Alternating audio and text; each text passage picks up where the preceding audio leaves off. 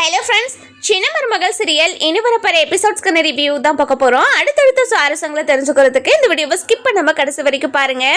நம்ம கருப்பசாமி எல்லாருக்குமே வாக்கு சொல்லி முடிச்ச உடனே நம்ம தமிழ்ச்செல்விக்கு கருப்பசாமி சொன்ன வாக்கை பற்றி தான் எல்லாருமே பேசிக்கிட்டு இருக்காங்க. நம்ம தாமரையும் சாவத்தையும் சேதுக்கிட்ட இங்கே பாருங்க மாமா, நீங்கள் தமிழ்ச்செல்வி செய்யாத தப்புக்கு ஒரு தண்டனையை அனுபவிச்சுட்டு இருக்கான்னு ஒரு வாக்கு சொன்னீங்க.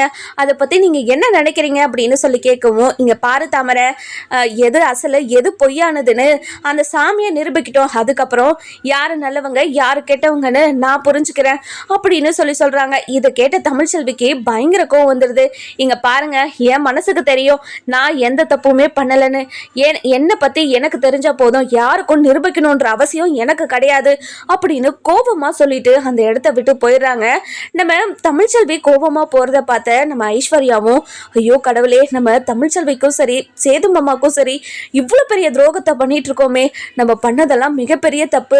இதுக்கப்புறமும் சேது மாமா கிட்ட நடந்த உண்மையெல்லாம் சொல்லாம இருந்தா நம்ம தான் பெரிய பாவம் பண்ணது. அதனால நம்ம இப்பவே போய் எல்லா உண்மையும் சொல்லிடலாம் அப்படின்னு சொல்லி நம்ம ஐஸ்வர்யா நினைச்சுக்கிட்டு இருக்காங்க. நம்ம ஈஸ்வரியும் என்ன ஏதுன்னு தெரியாம போய் ஐஸ்வர்யா கிட்ட, என்ன ஐஸ்வர்யா நீ ஏதோ திருன்னு முழிச்சுக்கிட்டு இருக்க, இந்த மாதிரி திருன்னு முழிச்சுக்கிட்டு இருக்கா, நீ தான் எல்லா தப்பையுமே பண்ணன்னு சொல்லிடுவாங்க. இங்க பாரு ஐஸ்வர்யா, இந்த மாதிரி எல்லாம் பண்ணாத, கொஞ்சம் நார்மலா ஃபேஸ வச்சுக்கோ. இல்லாண்டி நம்ம பண்ணதெல்லாம் மிகப்பெரிய தப்பு. அதுவும் தமிழ்ச்செல்வி மேல இப்படி ஒரு பழிய போட்டு நான் சேது மாமாவை கல்யாணம் பண்ணிக்கிட்டது இன்னும் பெரிய தப்பு. நான் இப்படி பண்ணிருக்கவே கூடாது ஆண்டி அப்படின்னு சொல்றாங்க. என்ன ஐஸ்வர்யா சொல்ற நீ? இங்க பாரு ஐஸ்வர்யா, இந்த மாதிரிலாம் பேசிக்கிட்டு இருக்காத. எந்த உண்மையும் யாருக்கும் தெரியாத மாதிரி நம்ம பார்த்துக்கலாம். இல்லாண்டி இந்த உண்மை வெளியே வரும்னு சொல்லிட்டாங்க. என்னைக்காவது ஒரு நாள் வெளியே வரதான் போகுது. சேது மாமாவை கண்டுபிடிச்சா கண்டிப்பா என்ன ரொம்ப ரொம்ப கேவலமா அசிங்கமா பேசுவாரு. நானே எல்லா உண்மையும் போய் சொல்லிடுறேன். என்னடி சொல்ற நீ? இங்க பாரு, உனக்காக தானே நான் இவ்வளோத்தையும் பண்ணேன். இப்போ போய் எல்லா உண்மையும் சொன்னா என்ன நடக்கும் தெரியுமா? என்ன வேணாலும் நடக்கட்டும் ஆண்டி, நான் இப்போ எல்லா உண்மையும் எல்லார்கிட்டயும் சொல்லதான் போறேன் அப்படின்னு ரொம்பவே கோபமாவும் பயத்தோடையும் போறாங்க சேதுக்கிட்ட போய், மாமா உங்ககிட்ட ஒரு முக்கியமான விஷயம் பேசணும் மாமா. என்ன ஐஸ்வர்யா சொல்லு அப்படின்னு கேட்கவும், இல்ல மாமா எல்லா உண்மையும் உங்ககிட்ட சொல்லணும் அப்படின்னு சொல்றாங்க. எல்லா உண்மையும்னா என்ன உண்மையை பத்தி பேசுற நீ அப்படின்னு சொல்லி கேட்கறாங்க. அதுக்கப்புறம் ஈஸ்வரி வந்துடுறாங்க. ஐஸ்வர்யா, என்ன ஐஸ்வர்யா பண்ணிக்கிட்டு இருக்க? முதல்ல வா ஐஸ்வர்யா. என்ன சின்னம்மா, என்னாச்சு? ஐஸ்வர்யா ஏதோ உண்மையை சொல்லணும் என்கிட்ட சொன்னா நீங்க பாட்டுக்கு வந்து கூப்பிட்டுக்கிட்டு இருக்கீங்க. ஐஸ்வர்யா என்ன உண்மை அப்படின்னு சொல்லி கேட்கவும், இங்க பாருங்க மாமா, தமிழ்ச்செல்வி மேல எந்த ஒரு தப்புமே இல்ல மாமா. அவ மேல எந்த ஒரு தப்புமே இல்லாததான் நீங்க வீட்டை விட்டு துரத்திருக்கீங்க அப்படின்னு சொல்றாங்க. இதை கேட்ட உடனே நம்ம சேதுக்கு பயங்கரமா ஷாக் ஆயிடுது. அந்த நேரம் பார்த்து நம்ம ராஜாங்கமும் வராரு. வந்த உடனே என்ன சேதோ என்ன ஆச்சு அப்படின்னு சொல்லி கேட்கவும், இங்க பாருங்கப்பா, ஐஸ்வர்யா என்ன சொல்லிக்கிட்டு இருக்கான்னு பாருங்க. தமிழ்ச்செல்வி மேல எந்த ஒரு தப்பும் இல்லையா, அவ தப்பு பண்ணாததான் அவளுக்கு தண்டனையை நம்ம கொடுத்துட்டோமா அப்படின்னு ஐஸ்வர்யா சொல்லிக்கிட்டு இருக்கா. அந்த உண்மையெல்லாம் நான் சொல்லணும்னு வேற சொல்லிக்கிட்டு இருக்கா. இதெல்லாம் கேட்டவே எனக்கு ஒரு மாதிரி அதிர்ச்சியா இருக்குதுங்கப்பா அப்படின்னு சொல்லவும், என்னம்மா ஐஸ்வர்யா என்ன சொல்லிக்கிட்டு இருக்க? ஆமாங்க மாமா, நான் தான் இது எல்லா தப்புமே பண்ணேன், என்னை மன்னிச்சிடுங்க மாமா அப்படின்னு சொல்லவும், இதை கேட்ட உடனே என்ன ஐஸ்வர்யா சொல்ற? தமிழ்ச்செல்வி வீட்டை விட்டது போனதுக்கு காரணம் நான் தான். நீங்க எந்த காரணத்துக்காக தமிழ்ச்செல்வியை வீட்டை விட்டு அனுப்புனீங்க? சக்திக்கும் ஜெனிக்கும் தமிழ்ச்செல்வி கல்யாணம் பண்ணி வச்சதுனால தானே தமிழ்ச்செல்வியை வீட்டை விட்டு அனுப்புனீங்க. ஆனா அதுக்கு காரணம் தமிழ்ச்செல்வி கிடையாது, நான் தான். அவங்க அப்பாவுக்கு கால் பண்ணி மிமிக்ரி பண்ணி அவங்க அப்பா கிட்ட நான் பேசினதுனால தான் அவங்க அப்பாவும் சக்திக்கும் ஜெனிக்கும் கல்யாணம் பண்ணி வச்சாரு. இதுதான் நடந்தது. ஆனால் இது தெரியாமல் தமிழ்ச்செல்வி தான் இது எல்லாத்தையுமே பண்ணதுன்னு தமிழ்ச்செல்வியை நீங்கள் தப்பாக புரிஞ்சுக்கிட்டு நீங்கள் தமிழ்ச்செல்வியை வீட்டை விட்டு அனுப்பிட்டீங்க. அதுக்கப்புறம் உங்களை கல்யாணம் பண்ணிக்கணும்னு ஆசைப்பட்டு உங்களை எப்படியாவது என் பக்கம் விழ வைக்கணும்னு நினச்சி எல்லாத்தையும் பண்ணி உங்களை கல்யாணமும் பண்ணிக்கிட்டேன். அதெல்லாம் மிகப்பெரிய தப்புன்னு நான் இப்போ புரிஞ்சுக்கிட்டேன். அந்த கருப்பசாமி கண்டிப்பாக எனக்கு என்னைக்காவது ஒரு நாளைக்கு தண்டனையை கொடுக்கும். அதனால் நான் எல்லா உண்மையும் இப்போவே உங்ககிட்ட சொல்லிட்டதுக்கப்புறம் நீங்கள் என்ன தண்டனையை கொடுத்தாலும் நான் அதை ஏற்றுக்கிறேன். உங்களை கல்யாணம் பண்ணிக்கணும் அப்படின்ற ஒரே ஒரு காரணத்துக்காக தான் இது எல்லாத்தையுமே நான் பண்ணேன் அப்படின்னு சொல்லிடுறாங்க. இந்த விஷயத்தில் நம்ம ஈஸ்வரியை இழக்காமல் இது எல்லாத்தையும் நான் தான் பண்ணேன் அப்படின்னு தாமேலேயே எல்லா பழியும் தூக்கி போட்டுக்கிறாங்க ஐஸ்வர்யா. இதை கேட்ட உடனே சேது, என்ன சேது நடந்துக்கிட்டு இருக்கீங்க? இங்கே நடக்கிறதெல்லாம் பார்த்தா எனக்கு தலை தலை சுத்துது. ஐஸ்வர்யா, என்ன ஐஸ்வர்யா பண்ணிக்கிட்டு இருக்க? இங்க பாரு ஐஸ்வர்யா, ஏதோ தெரியாம பேசினேன்னு சொல்லிட்டு மாமா கிட்டேயும் சேதுக்கிட்டேயும் சொல்லு அப்படின்னு சொல்லவும், அதுக்கப்புறம் நம்ம சாவித்திரி இருந்துட்டு, என்ன மதனி, என்ன பேசிக்கிட்டு இருக்கீங்க? இங்க பாருங்க மதனி, ஐஸ்வர்யா தான் எல்லா தப்புமே பண்ணான்னு சொல்லிக்கிட்டு இருக்கா, நீங்க பாட்டுக்கு ஏதோ தெரியாம சொல்லிக்கிட்டு இருக்கான்னு சொல்லிக்கிட்டு இருக்கீங்க. இங்க பாருங்க, கருப்பசாமி வாக்கு சொல்லும் போதே ஐஸ்வர்யா மயக்கம் போட்டு விழுந்துட்டா. அப்பவே எனக்கு தெரியும் இவ ஏதோ தப்பு பண்ணியிருக்கான்னு. ஆனா சேதுக்கு இவ்வளவு பெரிய துரோகத்தை பண்ணியிருப்பான்னு சத்தியமா நான் எதிர்பார்க்கவே இல்லை. இங்க பாரு சேது, உனக்கு இவ்வளவு பெரிய துரோகத்தை பண்ணியிருக்கா, நீ இவ கூட தான் சேர்ந்து வாழ போறியா அப்படின்னு சொல்லி கேட்கவும், இதை கேட்ட உடனே நம்ம சேதுக்கு என்ன பதில் சொல்றதுன்னு தெரியாம அப்படியே உடஞ்சு போய் கீழே விழுந்துடுறாங்க. விழுந்த உடனே நம்ம ஐஸ்வர்யா கிட்ட, சாவித்திரி இங்க பாருடி, என்னோட சேது என்னடி தப்பு பண்ணா உனக்கு? இங்க பாருடி, எப்படி உடஞ்சு போய் உக்காந்துக்கிட்டு இருக்கான்னு பாரு.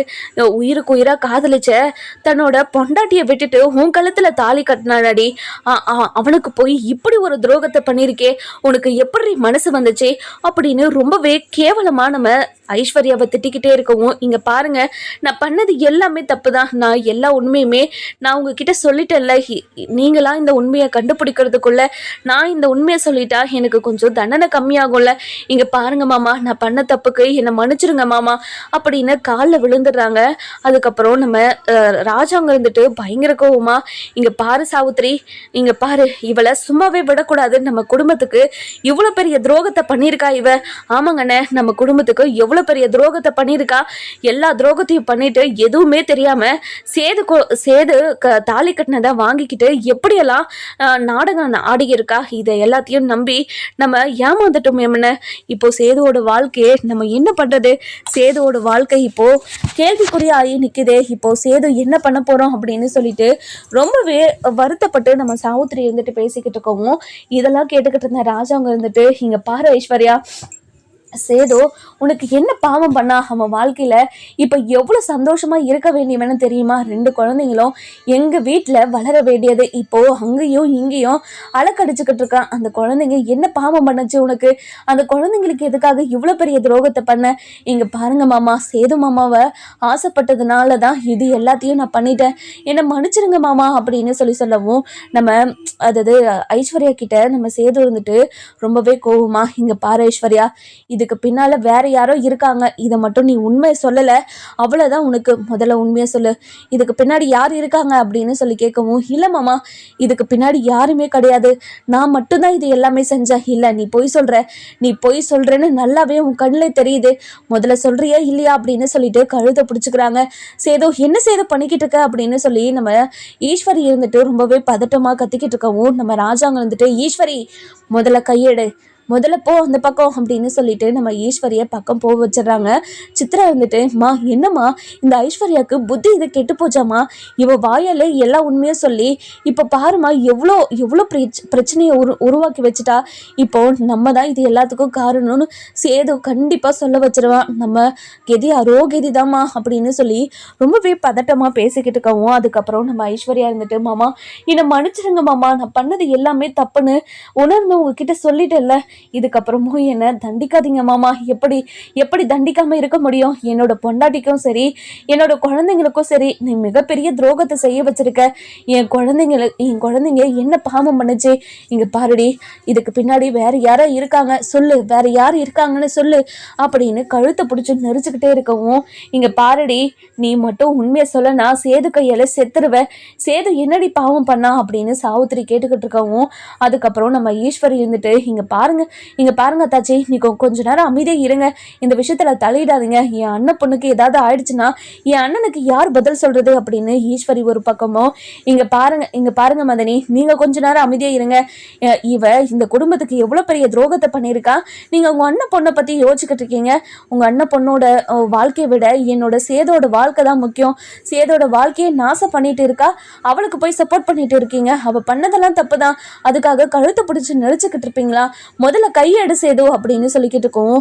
அதுக்கப்புறம் ரொம்பவே ஆக்ரோஷமா, ஹேய் அமைதியாக இரு அப்படின்னு சொல்லிட்டு நம்ம ஈஸ்வரியை சொல்லிடுறாங்க. ஈஸ்வரியும் ரொம்பவே பதட்டமா அமைதியாயிடுறாங்க. அதுக்கப்புறம் நம்ம ஐஸ்வர்யா இருந்துட்டு, இங்கே பாருங்க மாமா, நான் சொல்லிடுறேன் மாமா, யார் இது எல்லாத்துக்கும் காரணம்னு சொல்லிடுறேன் அப்படின்னு சொல்கிறாங்க. இப்போ சொல்லு அப்படின்னு சொல்லிட்டு கழுத்துல இருந்து கையை எடுக்கிறாங்க.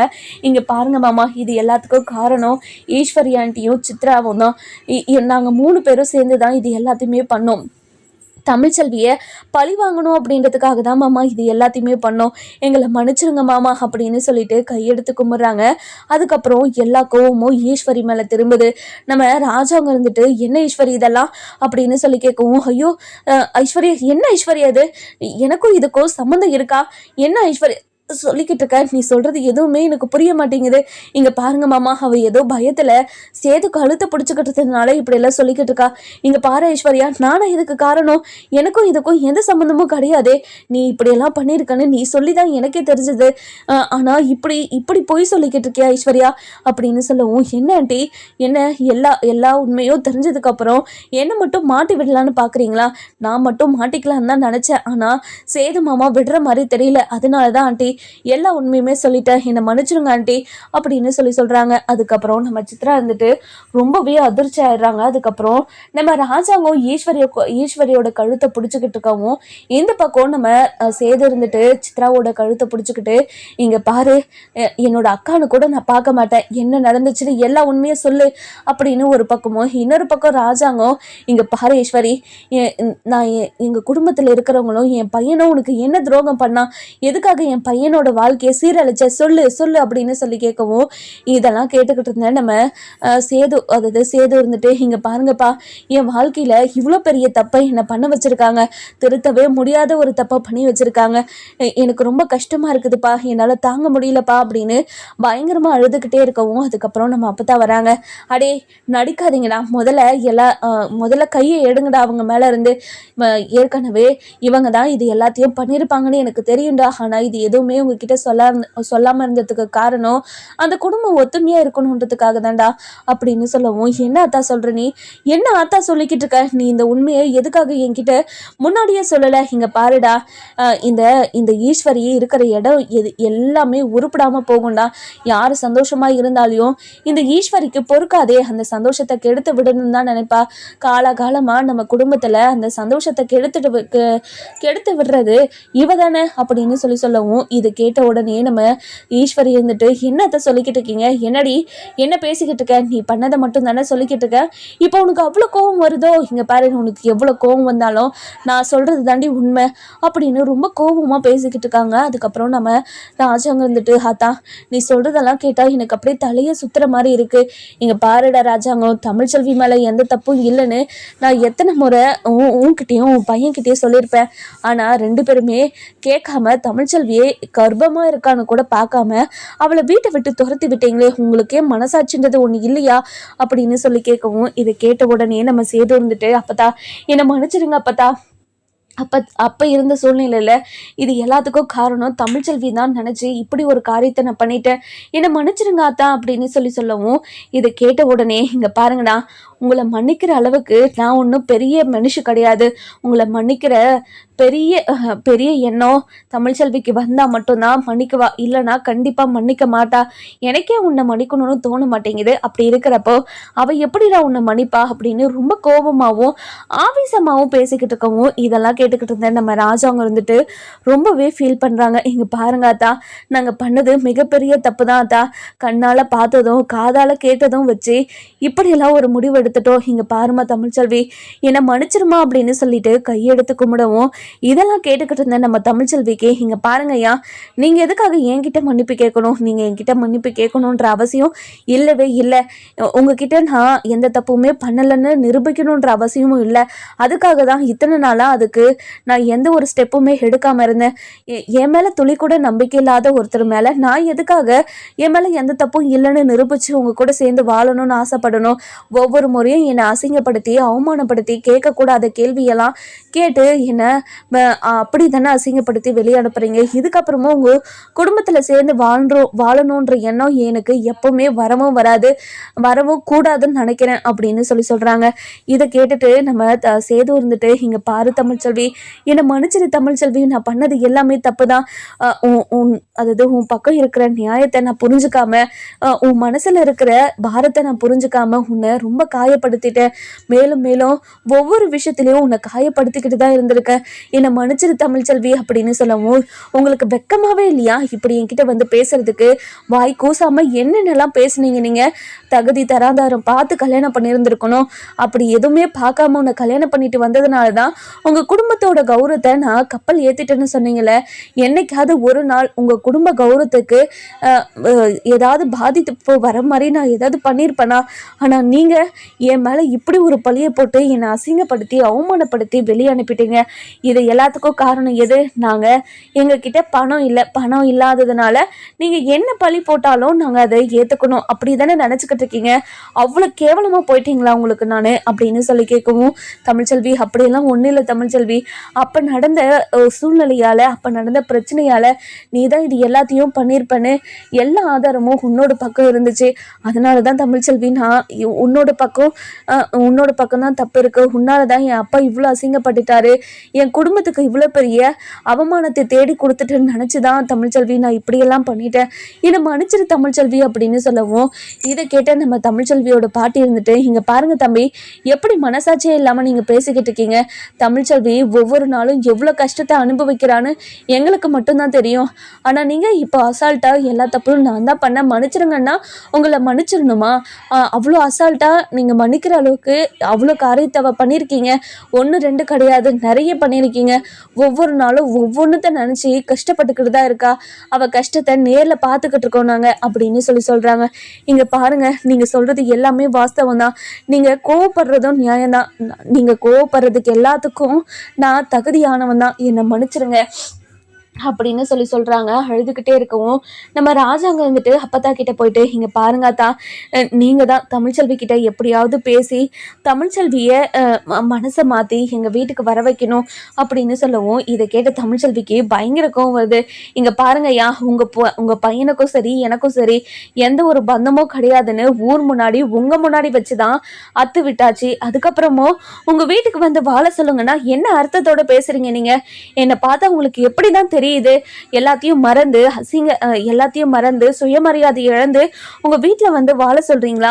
மனசாட்சி இல்ல உங்களுக்கு மட்டும்தான் சுயமரியாதைன்றது ஒண்ணு இருக்குமா? எங்களுக்கெல்லாம் இருக்கவே கூடாதா?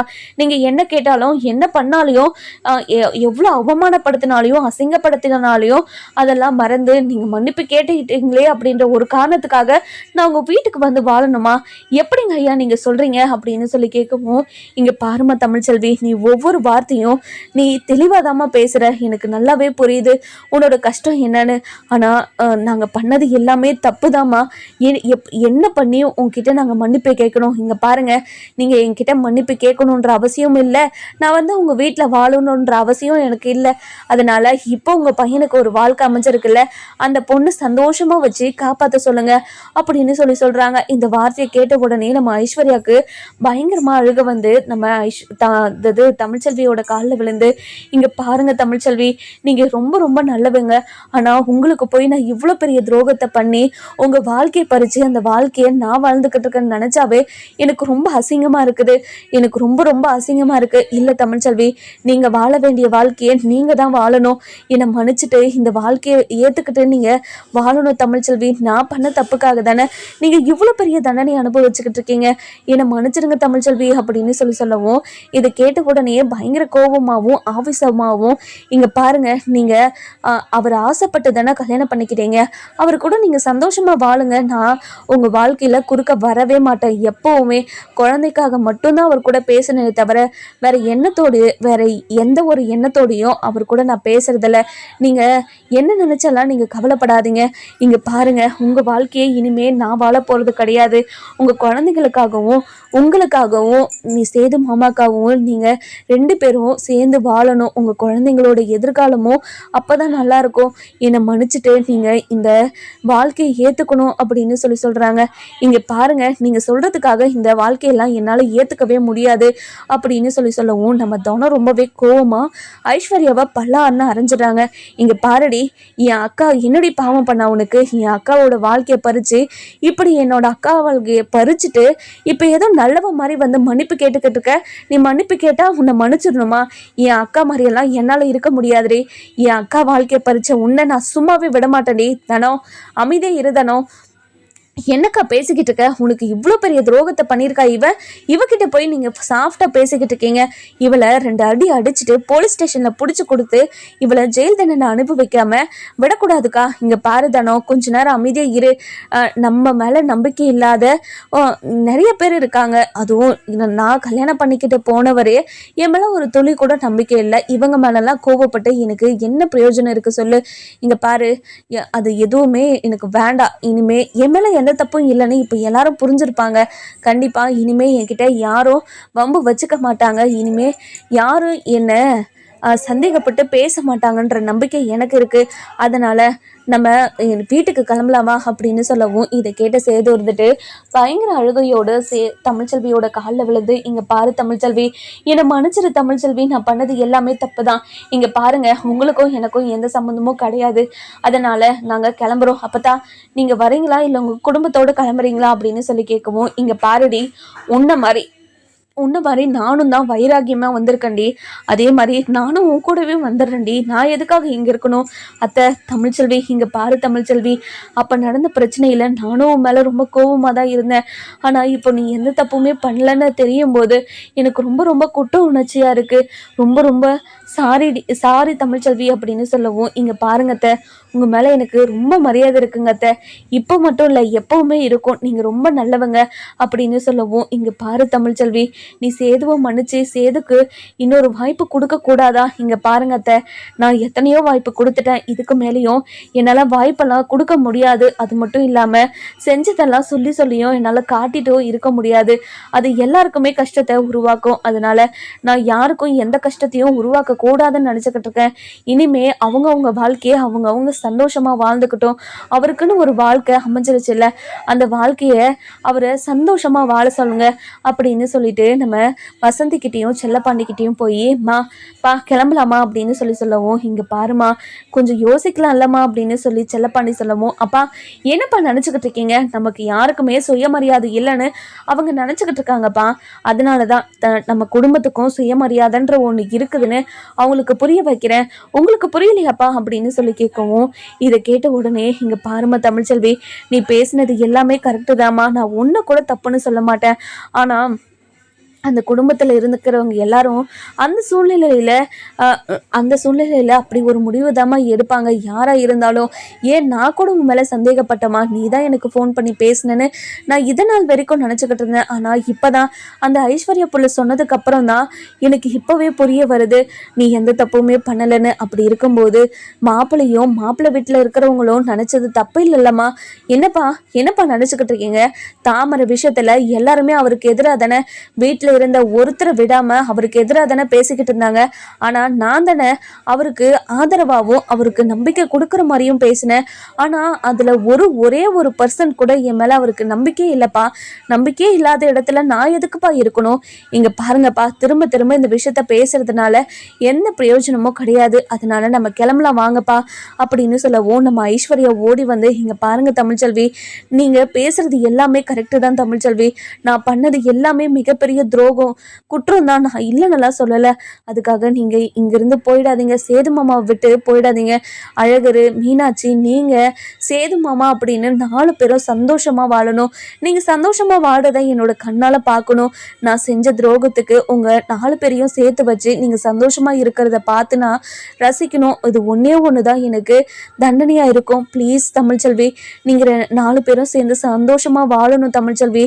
இங்கே பாருங்கள் ஐஸ்வர்யா, நீங்கள் பண்ண துரோகத்தை விஷயத்தையும் தப்பையும் நீங்கள் உணர்ந்துட்டீங்க. இதுக்கப்புறம் உங்களுக்கு தண்டனையே கிடையாது, நீங்கள் கவலைப்படாதீங்க, நீங்கள் ஆசைப்பட்ட வாழ்க்கையை சந்தோஷமாக வாழுங்க அப்படின்னு சொல்லவும், இங்கே பாருங்கள் தமிழ்ச்செல்வி, கண்டிப்பாக வாழ்க்கை முழுக்க என்னால் இந்த குற்ற உணர்ச்சியோடு இருக்க முடியாது, கண்டிப்பாக என்னால் இந்த வாழ்க்கையும் வாழ முடியாது. நீங்கள் தான் இந்த வாழ்க்கையை வாழ்கிறதுக்கு தகுதியானவங்க, அதனால் இந்த வாழ்க்கையை ஏற்றுக்கிட்டு சேது மாமா கூட சேர்ந்து வாழுங்க தமிழ்ச்செல்வி அப்படின்னு சொல்லவும், இங்கே பாருங்கள் திரும்ப திரும்ப பேசின விஷயத்தையே என்னால் பேச முடியாது, நான் கிளம்புறேங்க அப்படின்னு சொல்லிட்டு தமிழ்ச்செல்வி இருந்துட்டு ரொம்பவே வைராகியமாக வீட்டில் இருக்கிறவங்களெல்லாம் கூட்டிட்டு கிளம்பிடுறாங்க. இந்த பக்கம் நம்ம சேது பயங்கரமா கீழே உட்காந்து உடஞ்சி அழுதுகிட்டே இருக்காரு. நம்ம சாவுத்திரி இருந்துட்டு இங்க பாருங்கண்ணே, சேது எப்படியெல்லாம் அழுதுகிட்டு இருக்கான்னு பாருங்க, நான் அப்பவே சொன்னேன் இந்த கல்யாணத்தை பண்ணாதீங்கன்னு 100 முறை நான் சேதுக்கிட்டையும் உங்ககிட்ட சொல்லியிருப்பேன். ஆனால் நீங்கள் தான் எதுவுமே கேட்காம இப்போ சேதுக்கு ஒரு கல்யாணத்தை பண்ணி வச்சு சேதோட வாழ்க்கையில் எந்த முடிவு எடுக்கிறதுக்கும் எதுவுமே இல்லாமல் பண்ணிட்டீங்களேன்னு, இப்போ சேதோட வாழ்க்கையை எப்படி சரி பண்ணுறது அப்படின்னு சொல்லிட்டு சாவித்திரி கேட்கவும், நம்ம சேதுக்கிட்ட ராஜாங்க போயிட்டு இங்கே பாரு சேது, தமிழ்ச்செல்வியை உன் கூட சேர்த்து வைக்கிறது என்னோட பொறுப்பு, நீ கவலையப்படாத அப்படின்னு சொல்றாங்க. நம்ம ராஜாங்க சொன்ன மாதிரியே தமிழ்ச்செல்வியும் சேதும் ஒன்று சேர்ந்து வாழ்வாங்களா மாட்டாங்களான்னு சொல்லிட்டு நம்ம வர எபிசோட்ல பார்க்கலாம். இந்த வீடியோ உங்களுக்கு பிடிச்சிருந்தா லைக் பண்ணுங்க, சப்ஸ்கிரைப் பண்ணுங்க, மறக்காம பெல் ஐகானை கிளிக் பண்ணிக்கோங்க.